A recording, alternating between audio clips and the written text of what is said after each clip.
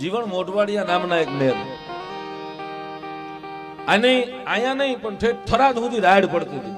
ગમે એનું ઉપાડી લેવું, જે હાથમાં આવે એમાં એની સામે ઓલાય નહીં, ગમે ત્યાંથી ગમે એ ઘા થઈ જાય, ગમે ત્યાંથી ગમે એટલું ઉપાડી લેવું.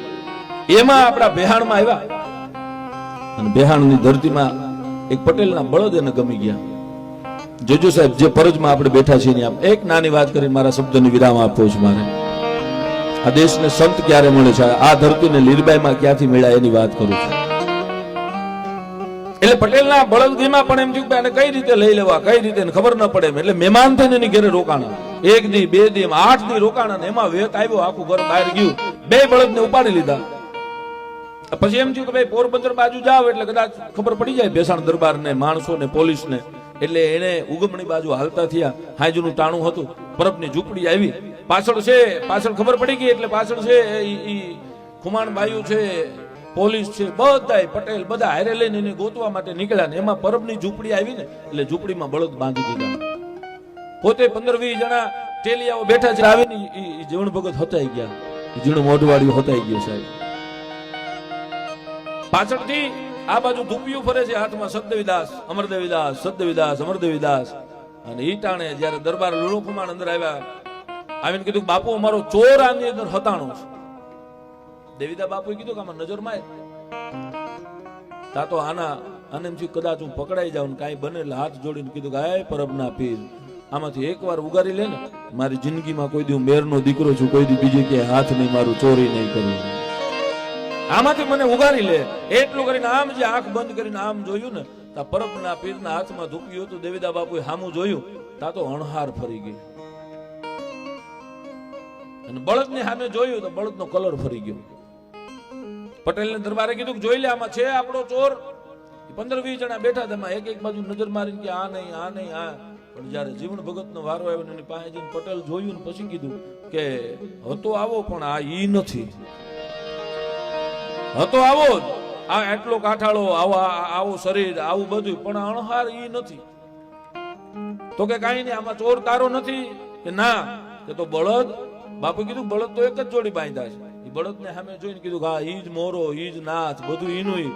આટલા આવા જ મારા બળદ હતા, પણ બળદ ઈ નથી, આ તો ગોરા છે, મારા તો ધોળા હતા, કલર ફેરવી નાખ્યો તો પરબના પીરે.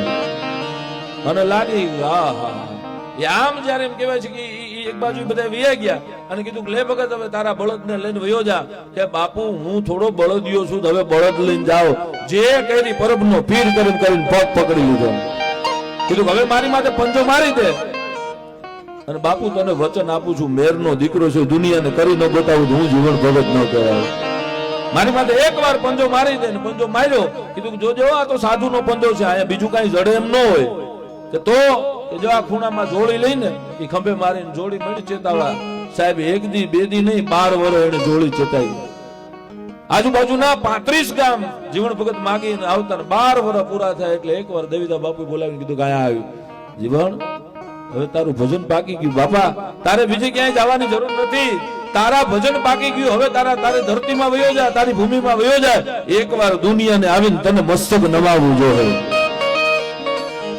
અને હાલતા ત્યારે કીધું ખાબર જીવન તારા જીવનમાં હજી ગૃહસ્થાશ્રમ બાકી છે, તને હજી ગૃહસ્થાશ્રમ તારે બાકી છે, એટલે તને હજી એવું પાત્ર મળશે ને સ્વીકારી લેજે. ગુરુના વેણથી સ્વીકારી લેજે. અને હાલતા ધ્યાન હાજના ટાણે વેકરીના પાદરમાં આવ્યા.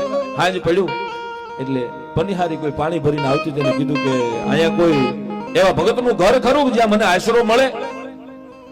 કીધું વયાવો અમારી ઘરે, મારા બાપુ જ ભગત છે, ખોળભાઈ અટકના આયર. વયાવો અમારી ઘરે, અમારી ઘરે જ ભજન યાદ આવે, અમારી ઘરે જ સાધુ સંતો રોકાય છે. એ આવ્યા. બહુ ટૂંકમાં મારે વાત કરવી છે, જ્યાં 2 ભજનીકોને ફરી લેવા છે એટલે. બાકી આ વાત કરવા બેસી 1.5 કલાક હોઈ જાય સાહેબ. આવા મહાપુરુષના જીવનને તમે હું વાગોળી હોકી. આ તો આપણે આમાં છબછબિયા કરી હોકી, વધારે આપણેથી કાંઈ ન થાય. કીધું કે અમારી ઘરે ભજન થાય ને રાતે ભજન થયા, ભજન પૂરા થાય. હજી આમ ભજન પૂરા થાય ને સવારે જીવન ભગત કીધું લ્યો બધાને સદદેવીદાસ અમરદેવીદાસ હું રજા લઉં. તા તો 18-19 વર્ષની આયરની દીકરી આ હોનબાઈ નું નામ હતું. કે ભગત ઉભા રહ્યો, હું તમારી હારે આવું છું. કે તમે મારી હારે ન આવી શકો, હું મેરનો દીકરો છું, તમે આયરની દીકરી છો. કે સાધુડાને નાયત હોતી જ નથી. સંતોને કોઈ નાયત હોતી નથી ને હવે મને લાગી ગઈ છે તારા ભજન એક પછી એક કડ્યું છે ને એ આ બધાય ભલે સાંભળતા હતા, મને તો અંતરમાં ઉતરતી, મને અંતરમાં ઉતરી ગઈ છે, મને લાગી ગઈ છે. એટલે કીધું કે ભાઈ આ પરિવાર છે એ તારો નહીં સ્વીકારે. અને પોતાના પરિવારને બોલાવીને હાથ જોડીને આ દેશની આયલની દીકરી એટલું કીધું, બાપુ મારે આ સાધુની હારે જવું છે. કે બેટા કાલ દુનિયામાં વાતું થાય, કે બાપુ વાતું કેની થાય, એમ જાય એની, હું તો પ્રમાણ હારે જાઉં છું. કે બેટા પ્રમાણ શું? કે બાપુ પાણીની હેલ ભરીને આવું અને એક હાથ જો હેલ ઊંચી હોય તો માનજો ગાય હોનબાએ પ્રમાણ દીધું હતું સાહેબ. યામ પાણી ભરી અને આવી આખું ગામ ઊભું હતું, આખું ગામ જોતું હતું, એક હાથવા ઊંચી થઈ. એટલે પછી કીધું કે બેટા આ હેલ ઊંચી કરવા વાળું કોઈ કે બીજું કોઈ નહીં, તમારી બાજુમાં ઊભું ની બાવલિયાની તાકાત છે, એને હેલને ઊંચી કરી લીધી છે. એ જીવન ભગતના ભજને હેલને ઊંચી કરી લીધી છે. એટલે આ હેલ ઊંચી થઈ. બાપુ બાપુ હું તો બાકી હજી તો ડગલાય મેં નથી દીધા, આ તો પાકેલો પુરુષ છે, આવો હાથમાં આવે ને એને સેવી લેવો જોઈએ, એટલે સેવવા માટે જ આવું છું. અને નીકળ્યા સાહેબ. પછી તો આખા પરિવાર એને રાજી ખુશીથી વળાવ્યા. જે પોતાના ગામનો ટીમ્બો, મોઢવાડાના ટીમ્બો ની આવીને બેહી ગયા. અને એને પાછું ઈનું તીર છે ને લીરબાઈ માને લાગી ગયું. આજે આ ધરતીમાં લીરબાઈ થાય ને એનું કારણ એ છે કે જીવન ભગત એને એમ કહેવાય છે કે અડી ગયા. આવા સંતોને અડી જાય. મિત્રો તમારું કલ્યાણ થઈ જાય, મારો કહેવાનો બાબા.